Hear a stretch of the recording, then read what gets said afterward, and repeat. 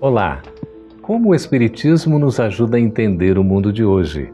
É isso que o nosso programa se propõe mostrar em conversa com estudiosos do Espiritismo. E o tema do nosso programa de hoje é: álcool é uma droga? Prepare-se, Entre Dois Mundos está começando agora.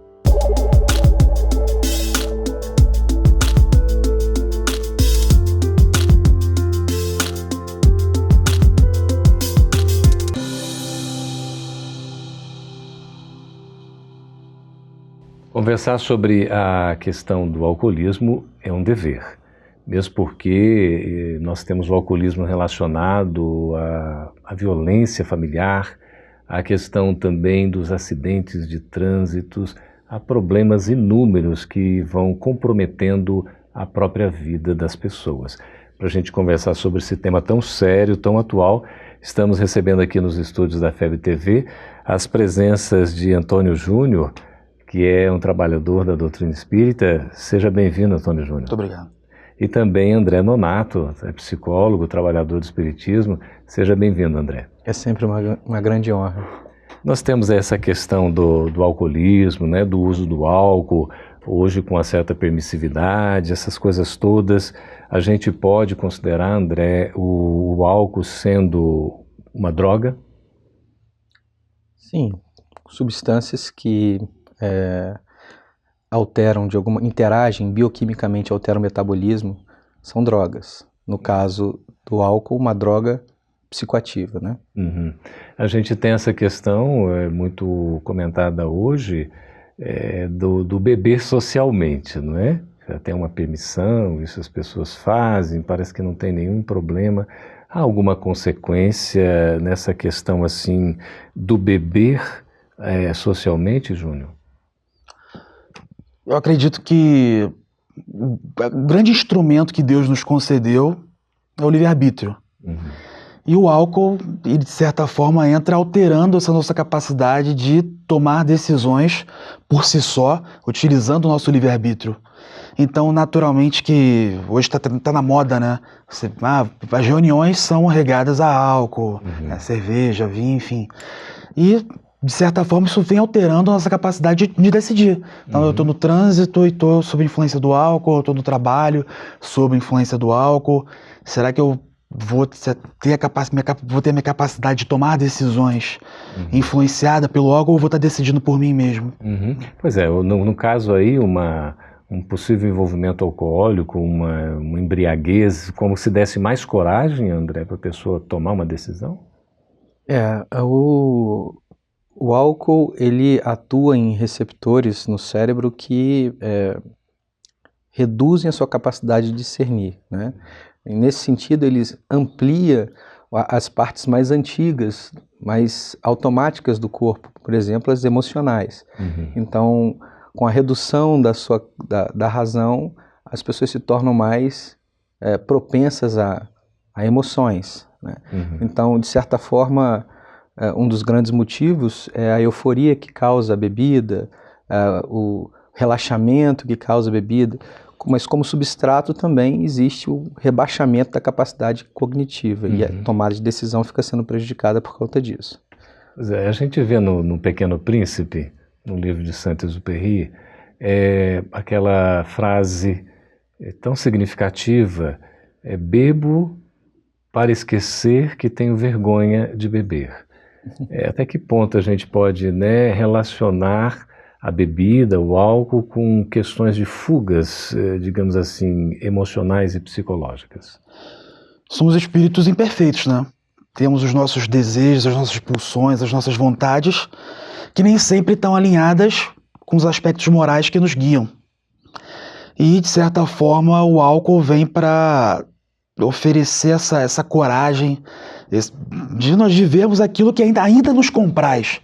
Nós, como espíritos imperfeitos encarnados, ainda nos comprazemos em certos prazeres fugazes que tentamos fugir, mas nem sempre conseguimos. E o álcool vem trazer essa coragem, essa força para que eu não vou fazer, mas a gente sempre tem a desculpa, né? Mas eu tinha bebido, eu fiz uso do álcool, então acaba, de certa forma, as pessoas usam isso como uma justificativa para tomar atitudes que ainda lhes dão prazer, mas que ainda no nosso processo evolutivo a gente quer fugir disso, né? E há justificativa para isso, André? A pessoa, por exemplo, cometer determinadas, né, ações, às vezes até desatinos, por consequência do uso do álcool, poderia dizer que ele tem um atenuante porque ele estava alcoolizado ou ele é responsável? Responsabilidade está intimamente ligada ao uso, à escolha de usar e o conhecimento que se tem sobre os efeitos que o álcool pode acarretar. Então, pessoas sob efeito do álcool têm menos coordenação motora, se estiverem usando equipamentos, dirigindo, por exemplo, são responsáveis pelas decisões. E, às vezes, como essa questão da redução da razão e o exagero, a possibilidade do emocional ficar mais rápido, ela fica propensa a ser mais impulsiva. E, sendo mais impulsiva, pode acarretar problemas, violências, entre outras coisas. E a pessoa perde o controle. Ela perde o controle, porém ela tem sempre a capacidade de discernir se vai ou não vai entrar, e durante o processo ela continua sendo ela. Né? Como o Júnior falou, exalta-se, suje-se mais ainda, limpe-se mais ainda. Decisão de se limpar, decisão de se sujar. Está lá ainda a possibilidade da pessoa escolher. E até durante esse período que a gente passou agora do carnaval, Sim. que é um período muito complicado, né, para o nosso planeta, onde as pessoas se utilizam da justificativa do carnaval. Período de excesso. É um período que é considerado socialmente aceitável. Você se embriagar porque é carnaval. Ser menos racional. É isso mesmo. Ser menos racional, menos lógico, menos consequente. Sair dos papéis estabelecidos. Aí o homem se veste de mulher, a mulher se veste de homem. É o período que pode tudo, né? É um período de excesso, né? De extrema liberdade. Pois é. Aí você tem o uso do álcool prejudicando não só o corpo, mas também a gente espiritualmente, não? Com certeza. Como eu falei inicialmente, principalmente dentro da questão do livre-arbítrio. Né? O álcool não permite que eu tenha a minha capacidade de reflexão, raciocínio de forma adequada e eu possa optar. Eu quero tomar tal decisão, digamos, eu estou numa festa, fiz uso excessivo ou algum uso de álcool. Então, são quantas brigas, quantas situações, brigas de casais, brigas de família, né, brigas com outras pessoas que acontecem por causa do uso excessivo do álcool. E naquele momento a pessoa toma uma decisão que vai prejudicá-la não só naquela encarnação, como às vezes por encarnações sucessivas. Às vezes a pessoa comete um crime, mata alguém por uso do álcool. Consequências, é claro. Sim. E essa conexão espiritual, como é que se dá? Porque a pessoa envolvida com o álcool, atraída pelo vício do álcool, ela certamente não está só. Nunca estamos sós, né? Somos nós e nossas nuvens, como Paulo nos diz. O uso faz com que aqueles que desencarnados permanecem ainda presos à materialidade se aproximem e por meio dos centros de força usufruam também daqueles miasmas, né, das energias relacionadas ao álcool. Então eles continuam presos à embriaguez. Então, em geral, é o ébrio mais a sua nuvem de ébrios, o que aumenta enormemente a complexidade dos quadros de dependência química. Até porque o espírito não muda, né? O fato dele ter desencarnado não significa que ele vai deixar o seu gosto pelo álcool. Se libertar, né? Então ele desencarnou, continua gostando do álcool e vai procurar aqueles que podem oferecer. Por afinidade. Exato. Júnior e André, nós vamos para um breve intervalo, vamos voltar daqui a pouquinho para continuar essa conversa tão interessante sobre o uso do álcool e as suas consequências. Aguarde, a gente volta daqui a pouquinho.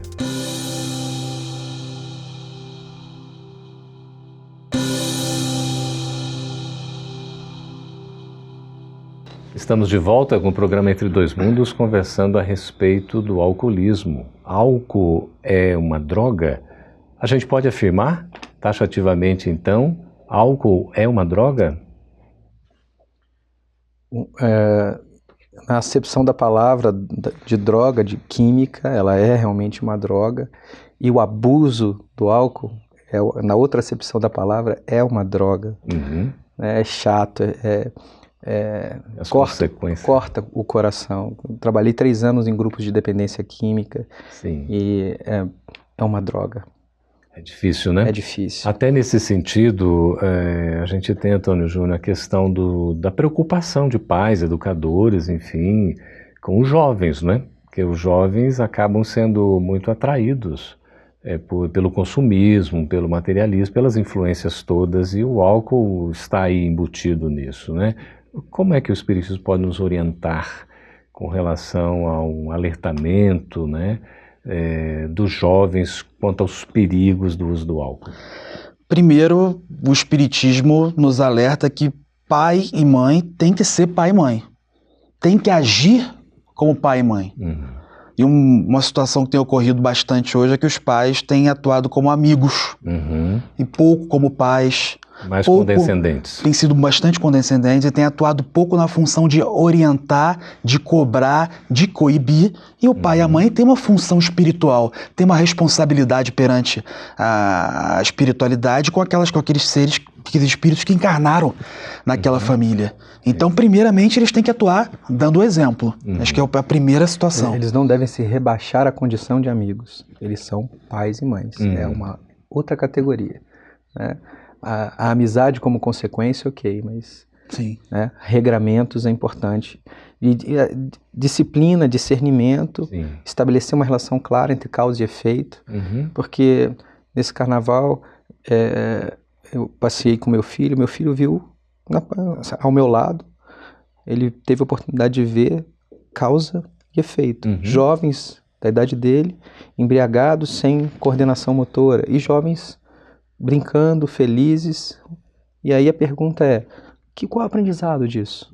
É esse o movimento que você deseja? Qual que você deseja? Poxa, pai, isso aqui é muito melhor. Ó. Pois é.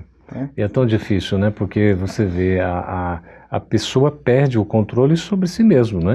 Sobre o seu próprio organismo, fica meio que inconsciente, mas aí vem a questão do livre-arbítrio, que eu gostaria de voltar. Perde até a dignidade. Pois é, perde até a dignidade, né, de ser humano e tal. Mas existe o livre-arbítrio para esse tipo de escolha e as consequentes responsabilidades, não? Sempre.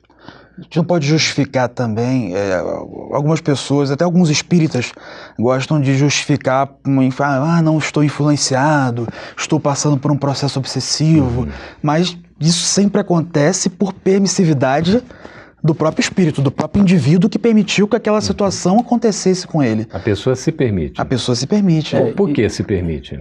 Porque ela ainda se compraz em determinadas situações como espírito imperfeito e ela se permite que aquilo aconteça. E por que Deus colocou o prazer nestas coisas assim, nos gozos materiais?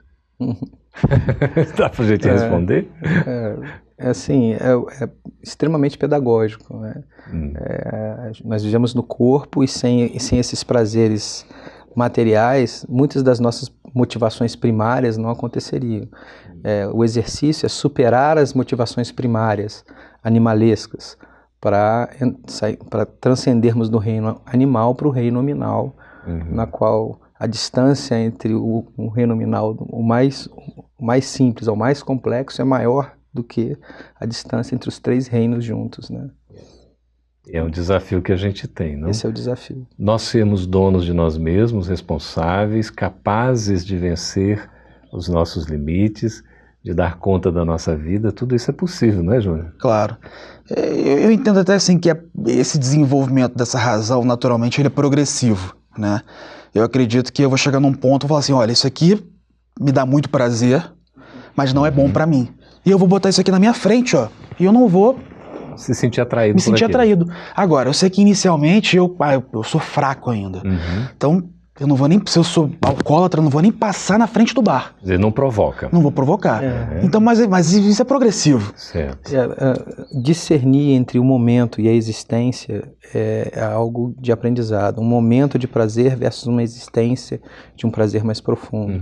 Então, poder postergar isso Porque na verdade pode ser uma espécie de fuga, né? Você tem um momento instantâneo que depois vai lhe trazer um desatino como consequência. Ações compulsivas, né, em geral, estão ligadas a conflitos emocionais. Então, nesses conflitos nós buscamos coisas. Se você não os explicita, não entende, você busca coisas. E uma das coisas que se busca são substâncias psicoativas e, dentre elas, o álcool. E nesse movimento de conflito, essas drogas têm a condição de, usando essa estrutura compulsiva, começarem a minar as forças de vontade, o exercício da vontade, e isso prejudica muito. Então, é uma questão que eu queria saber, como é que a gente consegue fazer essa delimitação entre o uso e o abuso? Eu vou dar um exemplo com uma situação que acontece na minha família. Eu tenho um parente muito próximo que é usuário de drogas e alcoólatra, e a vida dele hoje simplesmente está parada. Ele não consegue trabalhar, ou se arruma um trabalho, trabalha por uma semana, 3 dias e consegue permanecer. Ganha algum dinheirinho, depois larga, e aquele dinheiro que ele trabalha aquela semana ele já gasta em tudo. Então não consegue ter uma vida social, não consegue tem filhos, não consegue dar atenção para os filhos, não consegue hoje ter uma esposa, uma namorada, não consegue fazer nada na vida dele. E outra é espírita. É espírita, médium, já foi muito atuante, e simplesmente está perdido. Então, eu acredito que o abuso ele ocorre no momento em que você não consegue mais ter domínio sobre a sua vida, sobre as situações que acontecem ao seu redor. Você simplesmente você está dominado. Você não tem mais domínio sobre a situação. Eu ainda esse é o quadro clínico pesado. Entre esse quadro e o quadro do usuário, né, pessoas que têm o hábito de tomar uma taça de vinho por dia, equilibra a saúde, para aquele que passa um pouquinho além disso, assim, tem uma zona que é uma zona de licitude, uma zona das reuniões em família e tal. A pergunta é se essa experiência gera ansiedade ou não gera ansiedade, porque as coisas que a gente faz que são boas nos dão equilíbrio emocional. E se no final você pensa que deveria ter feito algo e não fez, se excedeu, passou vergonha, se você não, ao final dessa experiência você não está em paz, tranquilo, sereno, provavelmente você abusou. Pois é, o que vai caracterizar, por exemplo, a ausência, eu sinto falta isso já pode indicar que estou no caminho do vício. Sim. Mas um uso seria? Se eu preciso, se eu tenho o hábito o meu desempenho relacional passa pelo uso de uma substância, eu preciso, toda vez que eu chego entre amigos, eu preciso estar com um copo na mão. Eu chego numa festa, eu pego o copo como hábito. Experimente não pegar e veja se o seu desempenho permanece o mesmo, e você vai saber a diferença de um bom hábito para um mau hábito. À medida que você não consegue mais, aí já é uma dependência. Você já está caminhando para um caminho do abuso, e aí a substância tem os seus mecanismos de gerar um processo de dependência que vai diminuir a sua força de vontade. André e Júnior, nós vamos para um breve intervalo, já voltar para o terceiro bloco, conversando com vocês, já respondendo as perguntas. A gente volta daqui a pouquinho.